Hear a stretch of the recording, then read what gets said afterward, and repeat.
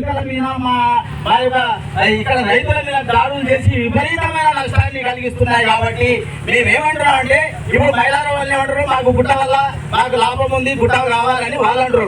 మేమేమంటారు, మా యొక్క ఈ రైతులు ఇబ్బంది పడుతున్నారు, రైతులకు చాలా ఇబ్బందిగా ఉంది అని చెప్పి మేము మా బల్మూరు రైతుల తరఫున మేము పోరాడుతున్నాం. ఎందుకంటే గతంలో రిజర్వాయర్ ఇచ్చింది గోలబాలరాజు, అపరిణ పెట్టింది ఈ ప్రభుత్వం మీద. ప్రజాపాలన ప్రభుత్వం వచ్చినాక ఇచ్చేస్తున్నారు. వాళ్ళు ఇచ్చినప్పుడు ఎవరు ఉద్యమాలు చేయలే. గోలబాలరాజు ఊరికే భయపెట్టే ఎదురా బయటకు వెళ్తారా మీరు సంగతి చూస్తారు. కానీ ఎవరు భయపడి ఇళ్ళనే తాగుతున్నారు. ఇప్పుడు ఈ యొక్క మా యొక్క ఎమ్మెల్యే వచ్చినాక ఎవరు ఉంటా స్వేచ్ఛగా మాట్లాడి ఇంత స్వేచ్ఛ లేకున్నప్పుడు బహిరంగంగా మీటింగ్ పెట్టి స్వేచ్ఛగా మాట్లాడి అధికారులు చెప్తున్నారు. కానీ వాళ్ళ కార్యకర్తలుగా చెప్తున్నది. మేమేమంటున్నాం అంటే మీకేమో గుట్ట కావాలంటారు, మా రైతులేమో మాకు పొలాలకు నష్టం జరుగుతుంది, మాకు చాలా నష్టం జరుగుతుందని మా యొక్క రైతులు కోరుకుంటా. మేము మా రైతుల పక్షాన బల్మూరు 220 సర్వే నెంబర్ల ప్రకారంగా మేము కొట్టాడు.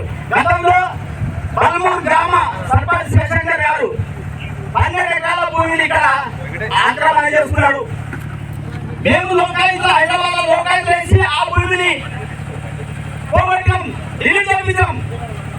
అక్రమంగా 12 ఎకరాలు అతని భార్య శాల పేరు మీద 8 ఎకరాలు అతని తమ్ముడి అన్న పేరు మీద 4 ఎకరాల భూమిని అక్రమంగా చేసుకుంటే మేము లోకాయుతులు వేసి పోరాటం చేసి ఆ ప్రభుత్వంలోనే గోలబాలరాజు గారి అండతో 8 ఎకరాల భూమి ఆక్రమించుకున్నారు. ఆ భూమిని మేము డిలైన్ చేయించినాం.